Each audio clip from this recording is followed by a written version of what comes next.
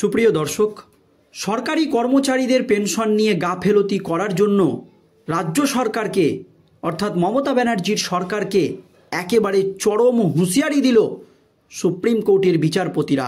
তারপরই রাজ্যের বিরুদ্ধে একেবারে চরম পদক্ষেপ সুপ্রিম কোর্টের। দর্শক, আপনারা জানেন রাজ্য সরকারের একাধিক দুর্নীতি ইস্যুতে কঠোর পদক্ষেপ নিয়েছে কলকাতা হাইকোর্টের বিচারপতিরা। কিন্তু কলকাতা হাইকোর্টের প্রত্যেকটা রায়কে চ্যালেঞ্জ করে সুপ্রিম কোর্টের দ্বারস্থ হয়েছে রাজ্য সরকার।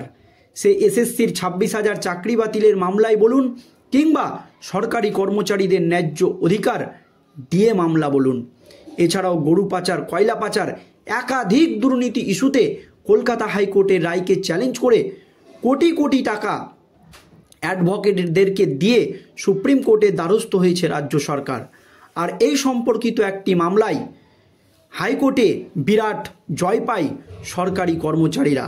তারপর কলকাতা হাইকোর্টের সেই রায়কে চ্যালেঞ্জ করে সরকারি কর্মচারীর সেই পেনশন সংক্রান্ত মামলা নিয়ে সুপ্রিম কোর্টের দ্বারস্থ হয় রাজ্য সরকার। আর তাতেই কলকাতা হাইকোর্টের নির্দেশ বহাল রেখে রাজ্য সরকারকে একেবারে চরম হুঁশিয়ারি সুপ্রিম কোর্টের বিচারপতিদের। যদিও সুপ্রিম কোর্টের প্রাক্তন প্রধান বিচারপতি DY চন্দ্রচূড় থাকাকালীন একাধিক মামলায় সুপ্রিম কোর্টে গিয়ে স্বস্তি পেয়েছে রাজ্য সরকার, কিন্তু সুপ্রিম কোর্টের প্রধান বিচারপতি পদে সঞ্জীব খান্না বসার পর একের পর এক মামলায় বড়সড় ধাক্কা খেয়েছে রাজ্য। ইতিমধ্যেই এসএসসির 26,000 চাকরি বাতিল মামলার শুনানি শেষ হয়েছে সুপ্রিম কোর্টের প্রধান বিচারপতি সঞ্জীব খান্নার হাত ধরে। রায়দান শুধুমাত্র সময়ের অপেক্ষা। আর তখনই সরকারি কর্মচারীদের পেনশন নিয়ে সুপ্রিম কোর্টে একেবারে বড়সড় ধাক্কা খেল রাজ্য সরকার। রাজ্য সরকারকে চরম নির্দেশ দিয়ে দিলেন সুপ্রিম কোর্টের বিচারপতিরা। কি নির্দেশ দিয়েছে দর্শক দেখুন। সরকারি কর্মচারীদের পেনশনের বিষয়ে সুপ্রিম কোর্ট একটি চূড়ান্ত রায় ঘোষণা করেছে, যাতে করে অস্বস্তিতে পড়েছে রাজ্য সরকার। পেনশন সংক্রান্ত একটি মামলার শুনানিতে সুপ্রিম কোর্টের বিচারপতি বিক্রম নাথ ও বিচারপতি সন্দীপ মেহতার বেঞ্চে এই মামলাটির শুনানি হয়। এই রায়ে আদালত সরকারকে কড়া ভাষায় তিরস্কার করেছে। সরকার কর্মচারীর পক্ষে দেওয়া সিদ্ধান্ত বহাল রেখেছে। সুপ্রিম কোর্টে সরকার হাইকোর্টের রায়ের বিরুদ্ধে আপিল করেছিল। সরকার এই বিষয়ে একটি আবেদন দাখিল করেছিল। হাইকোর্ট তার রায়ে প্রতিপক্ষের বিরুদ্ধে নেওয়া শৃঙ্খলা ভঙ্গের কার্যক্রম বাতিল করে এবং সরকারি কর্মচারীদের দীর্ঘদিনের স্থগিত থাকা পেনশনের অর্থ পরিশোধের নির্দেশ দেন এবং সরকার যাতে এই টাকা দ্রুত পরিশোধ করেন তার জন্য রাজ্য সরকারকে চরম হুঁশিয়ারি দেওয়া হয়। শুধু তাই নয়, পশ্চিমবঙ্গ সরকার সুপ্রিম কোর্টে এই বিষয়ে একটি আবেদন করেছিল, তবে আদালত সরকারকে তিরস্কার করে এবং 10 লক্ষ টাকা জরিমানা ধার্য করে, যা অবসরপ্রাপ্ত সরকারি কর্মচারীকে ক্ষতিপূরণ হিসেবে প্রদান করতে হবে। যে মামলার প্রেক্ষিতে এই ঘটনা বা সরকারি কর্মচারীদেরকে নিয়ে এই রায় দিয়েছে সুপ্রিম কোর্ট, যে ব্যক্তি মামলা করেছিলেন সেই ব্যক্তিকে 10 লক্ষ টাকা জরিমানা দিতে হবে রাজ্য সরকারকে, এমনও নির্দেশ দিয়েছে সুপ্রিম কোর্টের বিচারপতিরা। এই মামলাটি 2007 সালের অবসর নেওয়া এক সরকারি কর্মীর সঙ্গে যুক্ত। তিনি 18 বছর পরও সম্পূর্ণ পেনশন পাননি, অস্থায়ী পেনশনের ওপর নির্ভর করেছিলেন। সুপ্রিম কোর্ট এই পরিস্থিতিকে অত্যন্ত দুঃখজনক ও উদ্বেগজনক বলে অভিহিত করেছে।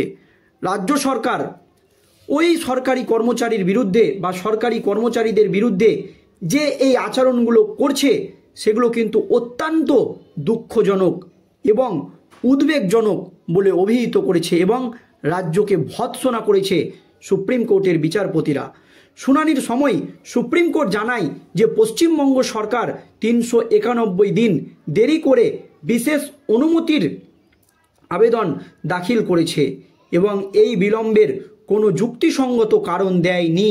উল্লেখ্য, 1994 সালে সংশ্লিষ্ট কর্মচারীকে শৃঙ্খলা ভঙ্গের মামলায় নির্দোষ ঘোষণা করা হয়েছিল, কিন্তু 1997 সালে সতর্কতা বিভাগ তদন্ত কর্মকর্তার সিদ্ধান্তের সঙ্গে দ্বিমত পোষণ করে এবং শাস্তি দেওয়ার উদ্দেশ্যে কারণ দর্শানোর নোটিশ জারি করে। তবে এরপর দীর্ঘদিন এই বিষয়ে কোনো পদক্ষেপ নেওয়া হয়নি। এরপর 13 বছর পার হয়ে যাওয়ার পরও 2010 সালের জুন মাসে একই বিষয়ে দ্বিতীয় কারণ দর্শানোর নোটিশ জারি করা হয়। যদিও ওই কর্মচারী 2007 সালে অবসর নিয়েছিলেন। এরপর তিনি আদালতে যান, যেখানে ট্রাইব্যুনাল নিয়োগ কর্তৃপক্ষকে শৃঙ্খলাভঙ্গ সংক্রান্ত কার্যক্রমের চূড়ান্ত সিদ্ধান্ত নিতে নির্দেশ দেয়। পরবর্তী সময়ে কর্মচারী হাইকোর্টে যান, যেখানে তার পক্ষে রায় দেওয়া হয়। আর তাতেই পশ্চিমবঙ্গ সরকার সুপ্রিম কোর্টে আপিল করে, কিন্তু আদালত এটি অত্যন্ত দুর্ভাগ্যজনক বলে অভিহিত করে যে একজন ব্যক্তি অবসর নেওয়ার 18 বছর পরও তার সম্পূর্ণ পেনশন পাননি। সুপ্রিম কোর্ট রাজ্য সরকারকে 10 লক্ষ টাকা জরিমানা ধার্য করে এবং 4 সপ্তাহের মধ্যে ওই সরকারি কর্মচারীকে ক্ষতিপূরণ হিসাবে সেই অর্থ পরিশোধের নির্দেশ দেয় সুপ্রিম কোর্টের বিচারপতিরা। একই সঙ্গে সমস্ত বকেয়া পেনশন একই সময়ের মধ্যে সুদ সহ পরিশোধ করার নির্দেশ দিয়েছেন সুপ্রিম কোর্টের বিচারপতিরা। এবং ভবিষ্যতে এই ধরনের ঘটনা যাতে কোনো সরকারি কর্মচারীদের সঙ্গে না হয় সেই বিষয়েও রাজ্য সরকারকে সতর্ক করেছে সুপ্রিম কোর্টের বিচারপতিরা। কেন একজন সরকারি কর্মচারীকে তার ন্যায্য পেনশনের জন্য এইভাবে হ্যারাসমেন্ট করা হবে? কেন তাকে হাইকোর্ট এবং সুপ্রিম কোর্টের দরজায় দরজায় ঘুরিয়ে বেড়ানো হবে? কেন 391 দিন পর মামলা করা হবে? এই রকম একাধিক বিষয় নিয়ে রাজ্য সরকারকে একেবারে ভৎসনা করেন সুপ্রিম কোর্ট এবং এই নিয়ে উদ্বেগ প্রকাশ করেন। রাজ্য সরকারের এই ধরনের আচরণের জন্য সুপ্রিম কোর্টের বিচারপতিরা উদ্বেগ প্রকাশ করেন। শুনানির সময় সুপ্রিম কোর্ট জানায় যে পশ্চিমবঙ্গ সরকার 391 দিন দেরি করে বিশেষ অনুমতির জন্য আবেদন দাখিল করেছে, আর এই বিলম্বের কোনো যুক্তি সঙ্গত কারণ দেখাতে পারেনি রাজ্য। 1994 সালে সংশ্লিষ্ট কর্মচারীকে শৃঙ্খলাভঙ্গের মামলায় নির্দোষ ঘোষণা করা হয়েছিল, কিন্তু 1997 সালে সতর্কতা বিভাগ তদন্ত কর্মকর্তার সিদ্ধান্তের সঙ্গে দ্বিমত পোষণ করে এবং শাস্তি দেওয়ার উদ্দেশ্যে কারণ দর্শানোর নোটিশ জারি করে। তবে এরপর দীর্ঘদিন এই বিষয়ে কোনো পদক্ষেপ নেওয়া হয়নি। কেন? এর কোনো সদুত্তর দিতে পারেনি রাজ্য। সেই জন্যই রাজ্যের বিরুদ্ধে এই পদক্ষেপ সুপ্রিম কোর্টের। দর্শক, এই নিয়ে আপনাদের মতামত জানাবেন। ধন্যবাদ।